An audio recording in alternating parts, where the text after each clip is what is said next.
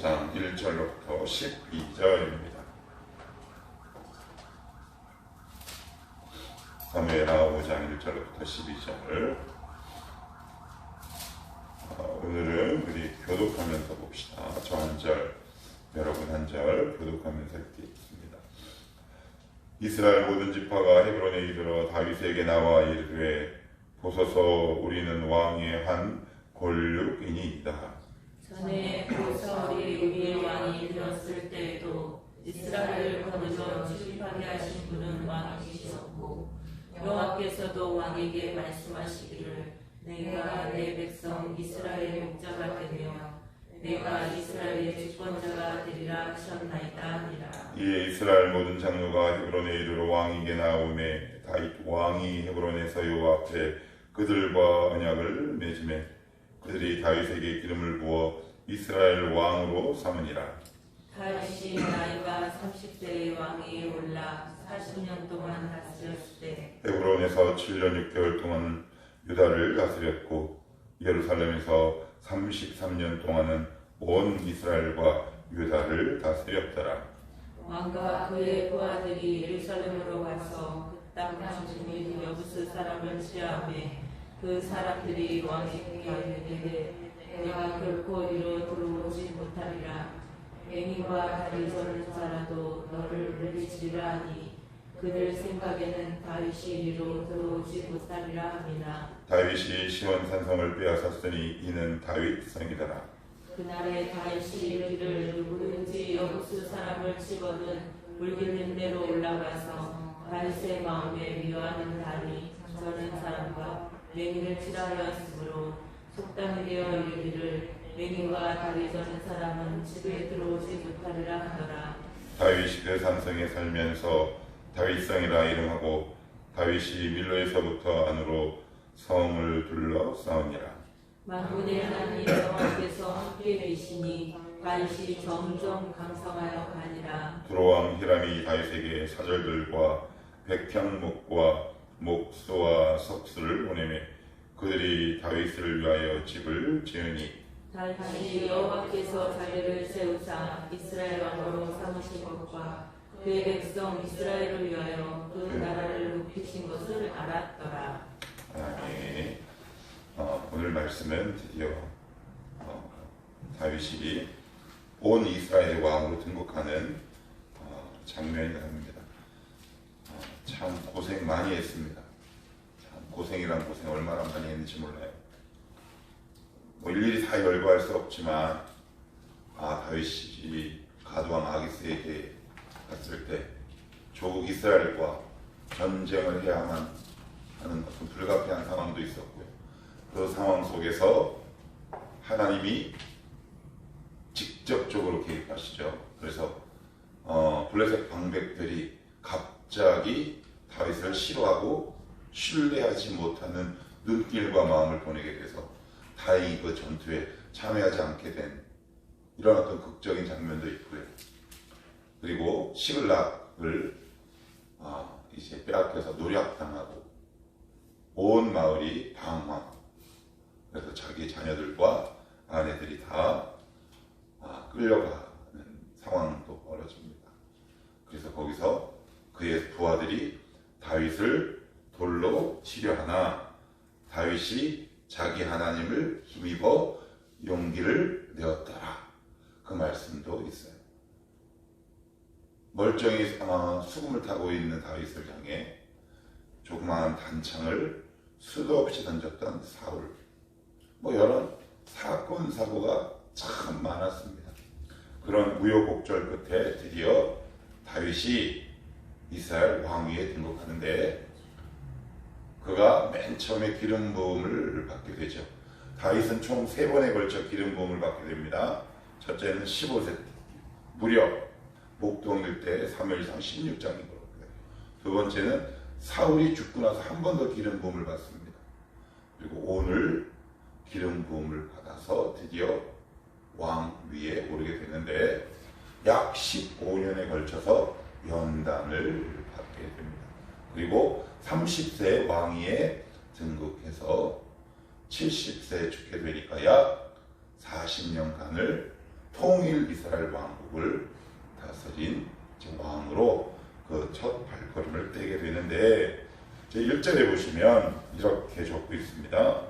이스라엘 모든 지파가 헤브론에 이르러 다윗에게 나와 이르되 보소서 우리는 왕의 한 골육이니이다. 그래요. 여기 보시면 나와 이르되 그래요.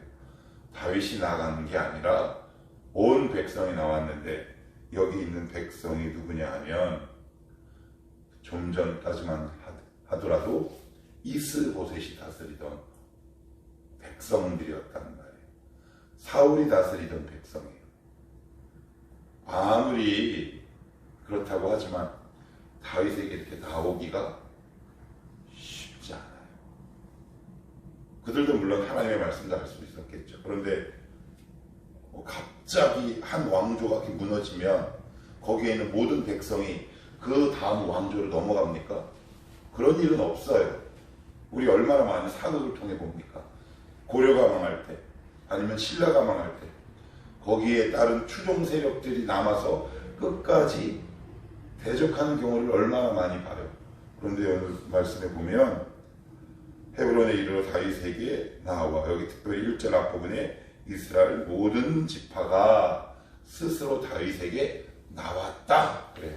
이게 참 놀랍고 두렵고 무섭고 감사하기도 한 장면이에요. 그럼 다윗은 믿음의 정도를 걸었어요. 믿음의 정로를 뚜벅뚜벅 걸었어요. 그 기약이 없는 삶이었죠. 그런데 하나님께서 정하신 때, 그리고 다윗이 통일 이스라엘 왕국의 왕에 등극할 때가 되자, 전에 대면했거나 아니면 심지어 다윗을 죽이려고 했던 일에 동조했던 상대방 지역에 있는 모든 백성조차 자기의 자원하는 마음을 담아 발걸음을 다윗으로 향했다라는 말이에요.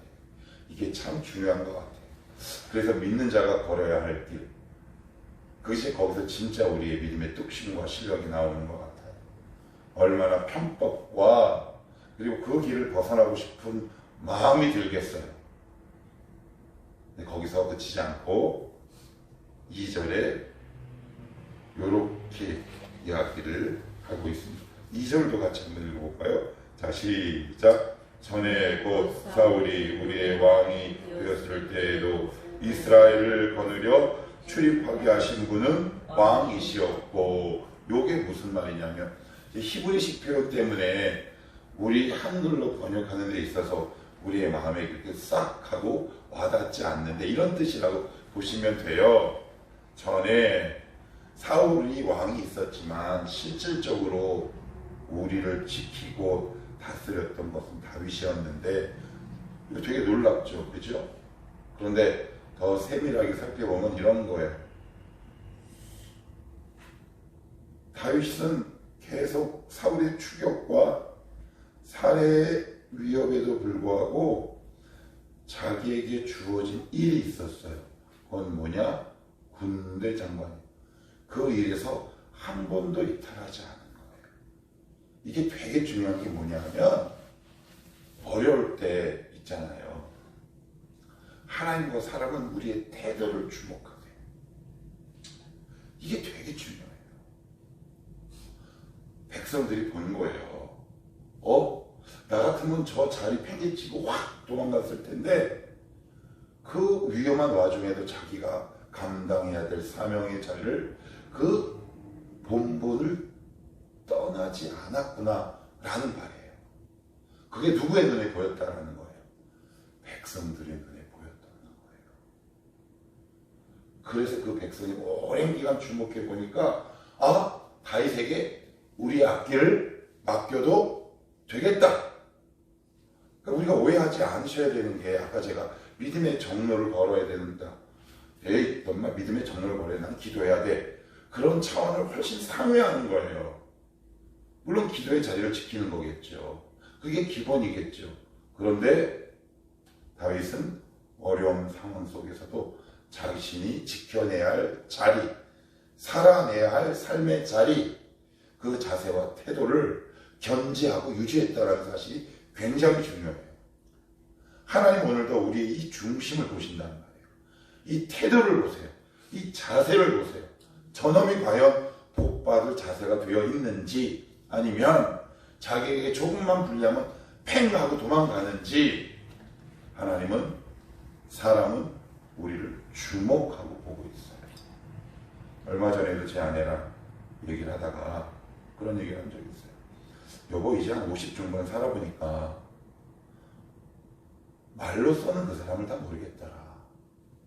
계속 1년은 이렇게 지켜보고 같이 밥도 먹어보고 살아봐야 저 사람이 하는 말이 진짜인지 알겠더라. 그래서 어제 이제 체린이랑 잠깐 얘기하고 체린이 보내고 원고를 이렇게 하다가 이 본문 말씀을 이렇게 묵상을 하고 보는데, 지금 우리 그 전대차 계약을 해야 되는데 우리 주인 양반이 안 해준다는 거야. 그러면 우리 인경이 어디로 가야 되는지 막막한 거예요.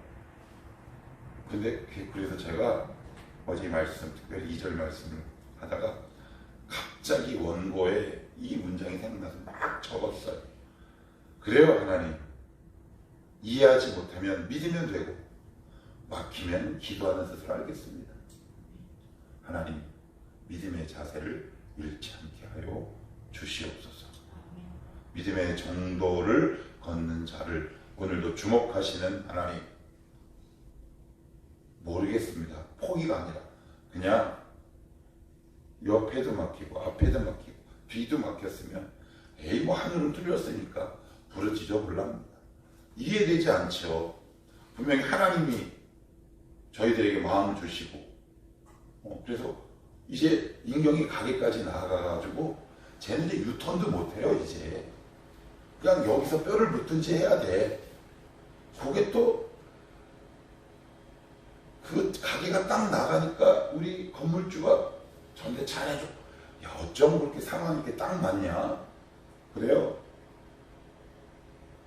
믿음이 이기나 상황이 이기나 하나님 우리의 중심을 테스트하시겠구나. 우리 거기서 우리의 중심과 자세를 오늘도 하나님이 보고 계신다라는 생각이 들더라. 하나님, 성도가 지켜야 될 이 믿음의 자리를 이탈하지 않게 하옵소서. 그죠? 그럴 때 평소에 나를 대적해왔던 세력, 상황, 사람들이 나를 다스려 주옵소서. 그것이 언제인지는 모르지만 그때를 바라보며 믿음의 자세를 잘 견지하고 유지하는 것, 지금 성도인 내가 지켜야 될 삶의 자리이겠다 싶었어요.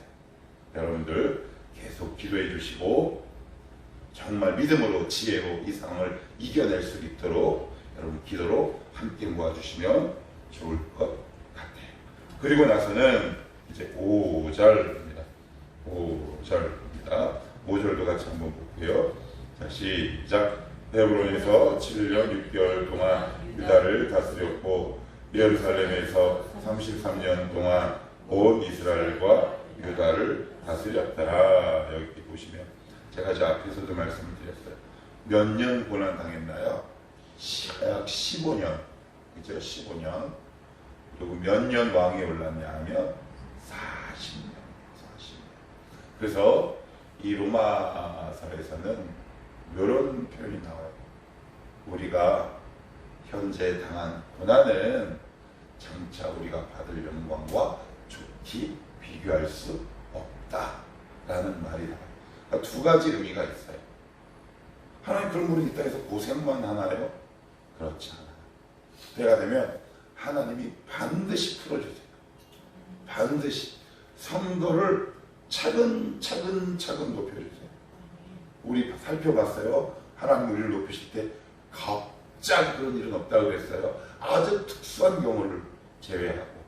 다윗은 15년 동안 참 아프고 억울하고 서럽고 고통스럽고 난감하고 괴로웠지만 그 15년 동안 다윗의 인격은 정금같이 빚어졌고요.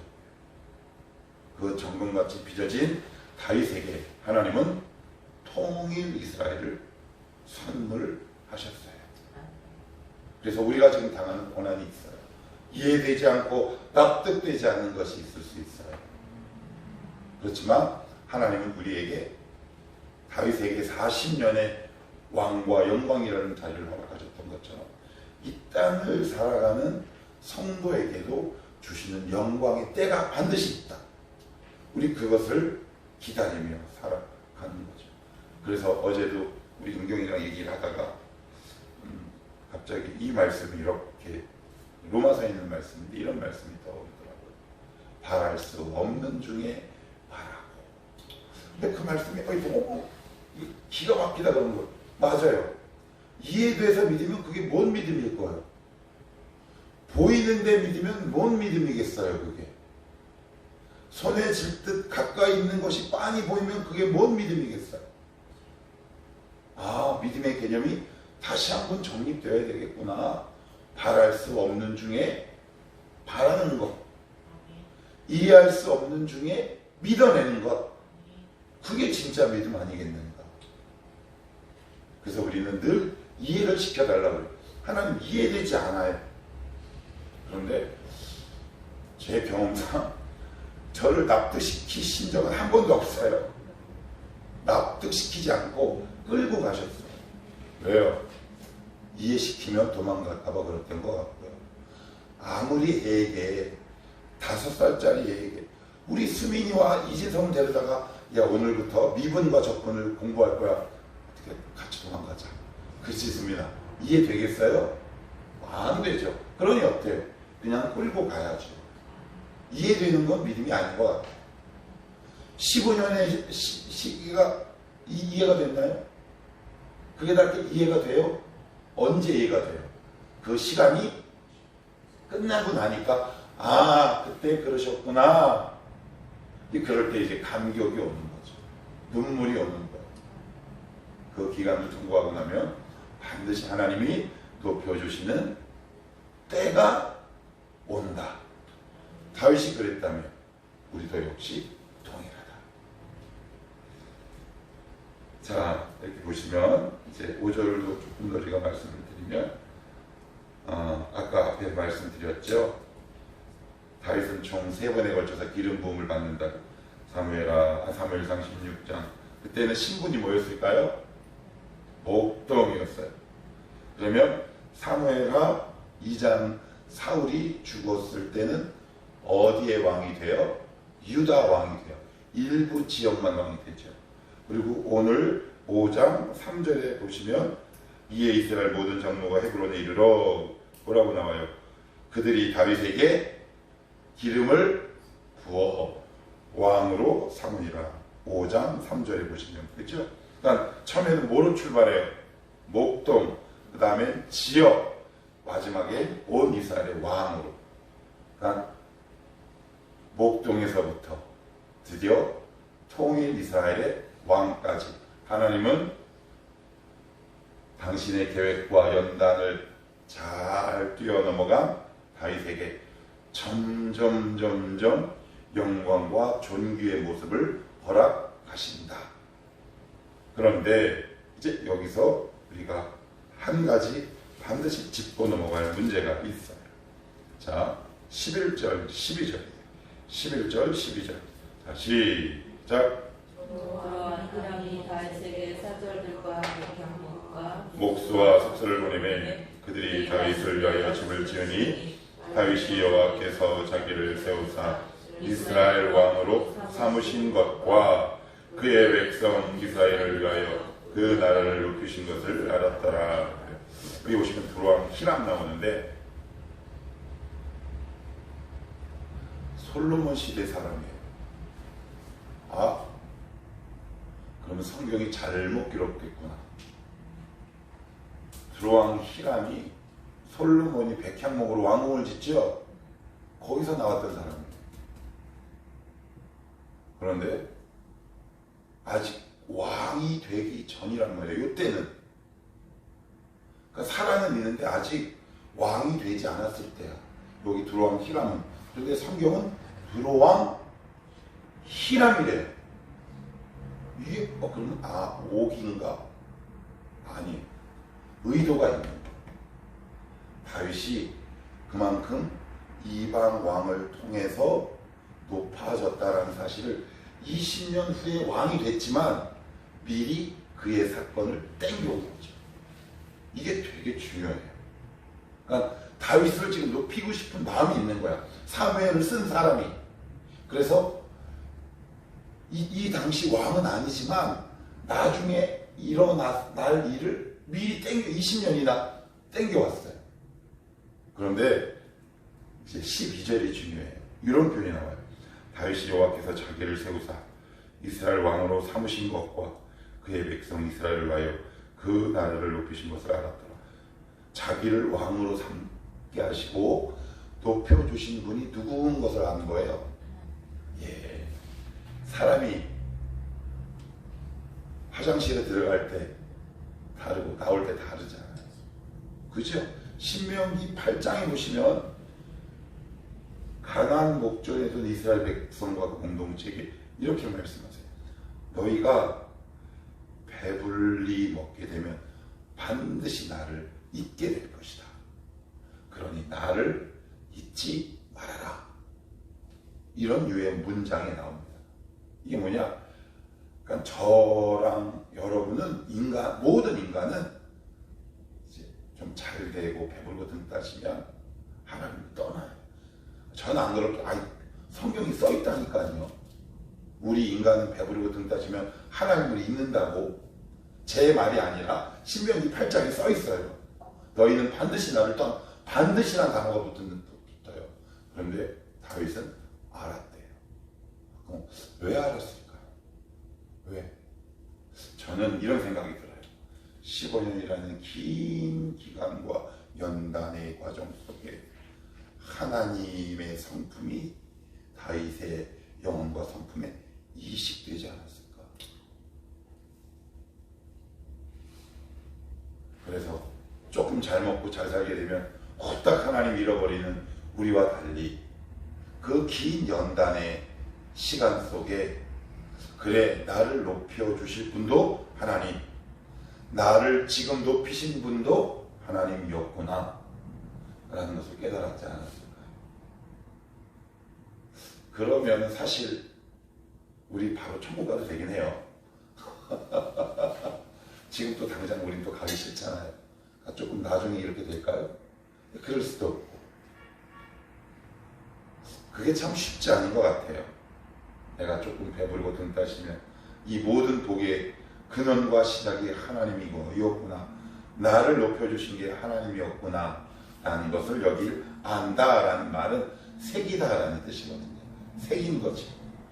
우리 이거는 잊지 말고 살아가십시다. 내 인생의 주인은 하나님, 나를 높여주실 분도 하나님, 나를 높이신 분도 하나님, 그리고 나를 영화롭게 하실 분도 하나님, 영화롭게 하신 분도 하나님이란 사실을 우리 마음속에 새긴다면 우리가 하나님 안 떠날 수 있지 않을까. 우리 그때를 바라보며 우리에게 오늘 주신 이 믿음의 길을 멋지게 경주하며 살아가는 우리 청월함교회 모든 가족들이 되기를 축복합니다.